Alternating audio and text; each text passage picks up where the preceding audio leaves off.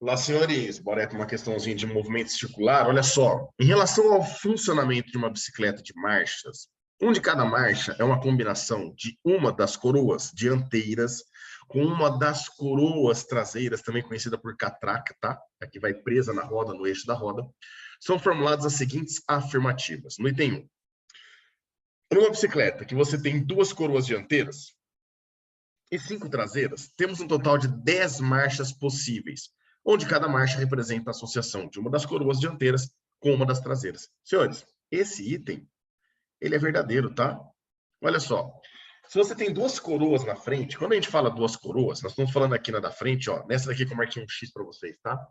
Você tem dois discos presos no mesmo eixo, só que de tamanhos diferentes. Então é como se você tivesse uma grandona, que é onde está a corrente ali em azul, e uma menorzinha aqui, ó, para dentro dela, né? Você estaria atrás dela nessa vista que nós temos aí. E aí você, com um câmbio, né, você consegue modificar a posição da corrente, ou usar a grande, ou usar a coroa pequena. Lá atrás, você teria mais 5 dessas catraquinhas aqui, ó, de tamanhos diferentes. E aí você pode combinar cada uma daquelas coroas com as 5 catracas, as 5 coroas traseiras. Então você tem com a primeira coroa 5 possibilidades, com a segunda coroa mais 5 possibilidades, né? E você teria um total de 10 possibilidades, que são chamadas de marchas, né? 10 possíveis marchas aí. Então, sempre que ele pergunta o número de marchas, na verdade é só você pegar o número que tem na frente, de discos na frente, e multiplicar pelo número de discos atrás. 2 na frente, 5 atrás, 2 vezes 5, dão 10 marchas para nós, certo? E aí dá para fazer uma combinação de uma a uma ali. No item 2. Em alta velocidade, convém acionar a coroa dianteira de maior raio com a coroa traseira também de maior raio. Então, olha só. Aqui, a gente vai entender que, deixa eu só pegar a cor preta aqui para nós, ó, que a coroa dianteira, ela possui aqui um raio que eu vou chamar de R1, porque essa vai ser a minha polia número 1. Aqui atrás, a catraca, né, a coroa traseira que ele chama aí, ela tem um raio R2. E eu vou chamar de R2, porque essa é a polia ou a coroa que eu vou chamar de número 2. E aí nós temos a roda. Essa roda, como ela está presa pelo eixo... Nossa, eu queria fazer reto, viu?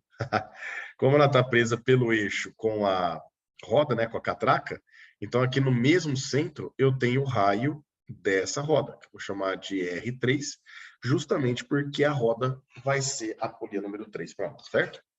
Lembre-se que a velocidade linear com que essa roda está girando, ou a velocidade tangencial, que nós chamamos de V, tá? Com que essa roda está girando, senhores, representa a velocidade do veículo, nesse caso da bicicleta. Então, essa velocidade aqui representa para nós a velocidade da bicicleta. É sempre assim, tá? Se tiver um carro, a velocidade com que a roda do carro está girando é a velocidade do carro. Se tiver um caminhão, a velocidade com que a roda do caminhão está girando é a velocidade do caminhão para nós, certo? Perdão. Por que é bacana a gente enumerar as polias? Porque a gente sabe agora qual é a sequência que nós vamos trabalhar. Nós vamos levar da polia número 1 para transferir o movimento, né? Para a polia número 2. Então, trabalhando de 1 para 2, a gente percebe que a 1 e a 2 elas estão ligadas por uma corrente, certo? Toda vez que ela está ligada por uma corrente, a gente pode chamar de contato indireto, um ponto da corrente enrosca num dente da coroa 1 e vai andar junto com esse dente até perder o contato lá embaixo. Depois esse ponto enrosca com o dente da catraca 2 ali e vai andar com ela até chegar lá em cima e perder o contato. E aí você percebe que um ponto da corrente, ela tem a mesma velocidade, portanto, que a polia 1 e que a polia 2, porque elas estão andando juntas, né? Então, entre a polia 1 e a polia 2, como elas têm a mesma velocidade que a da corrente, a gente pode falar que essa velocidade linear ou tangencial entre a polia 1 e a polia 2 são iguais. Se a gente lembrar, a velocidade a gente pode calcular por 2πr vezes f. Então, aqui vai ficar 2 vezes π vezes R1 e vezes F1, tudo isso é igual a 2 vezes π vezes R2 e vezes F2. Percebe que a gente substituiu a formulinha da velocidade, uma das, né, equações para se calcular a velocidade, dessa maneira aí, pelo 2πrf. Aqui os 2ππ a gente pode cortar, certo? E aí, eu vou encontrar esse F2 aqui. Portanto, eu vou isolar ele. Então, se eu isolar o F2, de um lado da igualdade vai ficar o raio da polia 1 vezes a frequência da polia 1. Dividido, o raio da polia 2, que estava lá multiplicando o F2, ó, ele estava aqui multiplicando F2, certo? Ele passa para o outro lado, dividindo. E aí aqui a gente consegue descobrir a frequência com que a polia 2, a catraca ali na roda de trás, né, vai estar girando. Agora que eu tenho a frequência 2, eu vou transferir esse movimento da polia 2 para a polia 3, que no nosso caso é a roda dessa bicicleta, certo? E aí, como elas estão presas aqui, ó, pelo mesmo eixo, significa que quando é presa pelo mesmo eixo, a gente chama de solidária, uma outra, né? Elas estão girando juntas. Se a catraca der uma volta, a roda dá uma volta também, certo? Então, se elas estão girando juntas, a gente pode falar que elas dão o mesmo giro, a mesma variação angular. Eu posso falar que elas têm a mesma velocidade angular. Que nesse caso a gente pode calcular uma das maneiras, né? É pela equação que eu coloquei aqui no cantinho, 2πf. E aí, se a gente substituir aqui 2πf2, a gente vai substituir do outro lado também 2πf3. Corta os 2ππ, a gente percebe que a frequência da roda 2, da catraca no caso, né? E da roda 3, que é a roda mesmo da bicicleta, são iguais. E como nós encontramos anteriormente a frequência da catraca, F2, então a gente pode falar que a frequência da roda também vai ser R1 vezes F1 dividido pelo R2. Fechou? Então acabamos de descobrir a frequência com que oscila, com que gira, né? Tanto a catraca como a roda, que estão presas por um eixo. Bom, esta velocidade da roda, a velocidade V3, a gente vai calcular do jeitão que eu coloquei na formulinha lá embaixo, ó, 2πr da roda 3 vezes f da roda 3. E aí a gente percebe que a velocidade dela vai ficar 2π, o raio da roda 3, vezes a frequência dela que nós acabamos de descobrir, que é o raio da roda 1 vezes a frequência da roda 1, tudo isso dividido pelo raio da roda 2. Em outras palavras, a velocidade da roda, ela depende aí do raio da roda, obviamente, mas principalmente do raio da coroa, lá da frente, e do raio da catraca, a coroa de trás, tá? R1 e R2. Além da frequência com que a gente está girando a coroa lá na frente, que é onde está o pedal, né? Eu esqueci de desenhar aqui para vocês. Aliás, eu desenhei 1/3 da bicicleta só, né? Mas aqui, ó, é onde estariam os pedais da bicicleta para nós aí, certo? Então, olha só, meninos, olha que interessante. 2 e π, eles representam um valor. E esse valor, obviamente, é constante para nós. O raio da roda 3, é o raio da roda da bicicleta. Ele também é constante. A hora que você muda a marcha, você não vai conseguir aumentar o tamanho da roda ou diminuir o tamanho da roda, certo? Então, a roda da bicicleta, ela tem um raio constante também. A frequência F1 é a frequência de pedaladas. Você vai estar pedalando ali com a mesma frequência. Então, esse cara aqui também é constante. A única coisa que a gente pode mudar é a marcha da bicicleta, onde a gente pode mexer no tamanho da coroa que eu estou usando na frente e no tamanho da coroa traseira, que eu chamo de catraca, no tamanho da catraca que eu quero usar. Eu posso fazer aquelas combinações dentro das 10 possibilidades que ela teria. E aí ele quer saber, para que eu tenha uma alta velocidade, qual é a combinação que eu devo fazer? Ele fala aqui que a gente deveria acionar a coroa dianteira de maior raio, olha lá, ó, de maior raio.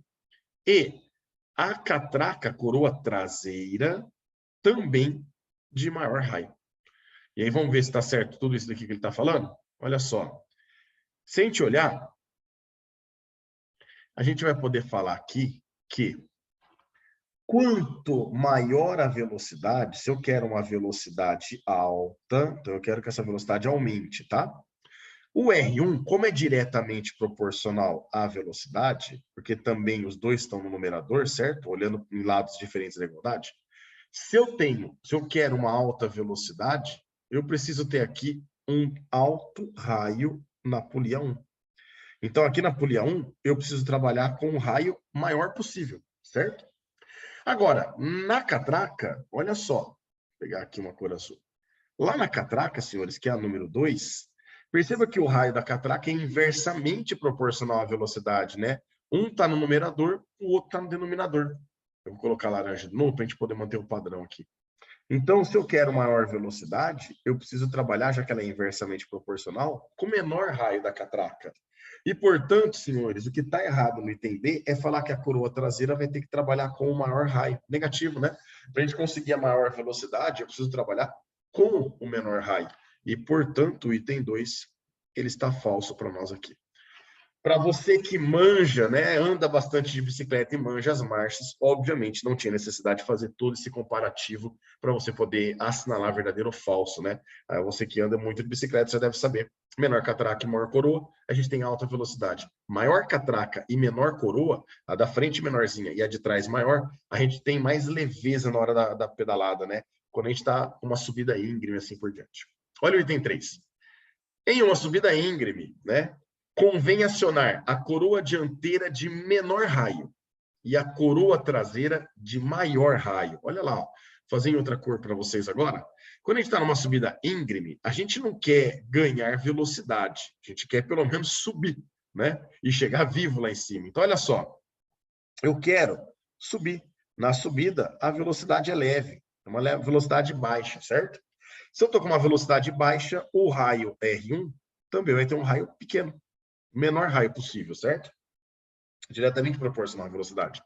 Já o raio 2, que é inversamente proporcional à velocidade, eu vou ter um maior raio possível. Então, para conseguir a velocidade baixa, poder ter leveza e conseguir pedalar na subida, eu coloco a menor coroa lá na frente e a maior coroa lá atrás. E é o que ele fala, né? É a coroa dianteira menor raio e a coroa traseira de maior raio. Portanto, o item 3 está verdadeiro. Então, a combinação deles, senhores, seria assim: a rochinha, lá na roda traseira, a gente ia trabalhar com a catraca grande. A catraca grande é o que ele chama de coroa traseira, tá? Então, a gente já está trabalhando aqui com a catraca grandona. E lá na frente, a gente ia trabalhar com a coroa pequena. Só ajeitar aqui para ele ficar redondinho aí. E lá na frente, nós vamos trabalhar com a coroa pequena, a de menor raio para nós aqui, certo?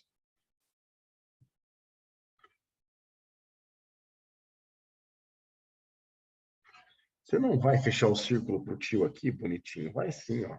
Vai, fecha agora aí. Um círculozinho. Ah, vai ficar assim mesmo. Então, aqui, ó, a gente ligaria a catraca e a coroa com uma maior e a outra menor. Agora, na combinação anterior, tem aqui a roda da bicicleta. Aí a gente ia ter que combinar a catraca pequena, menorzinha, e a coroa grandona, certo? Dessa forma aqui, ó, que ia ficar a corrente ligada, óbvio, passando pelo esticador também, né? Não ligada diretamente entre elas dessa forma. Fechou, meninos? Então aí deu verdadeiro apenas o item 1, né? E aí, não, item 1 e item 3, né? E 1 e 3, isso dá para nós a alternativa A. Grande abraço a todos e até a próxima.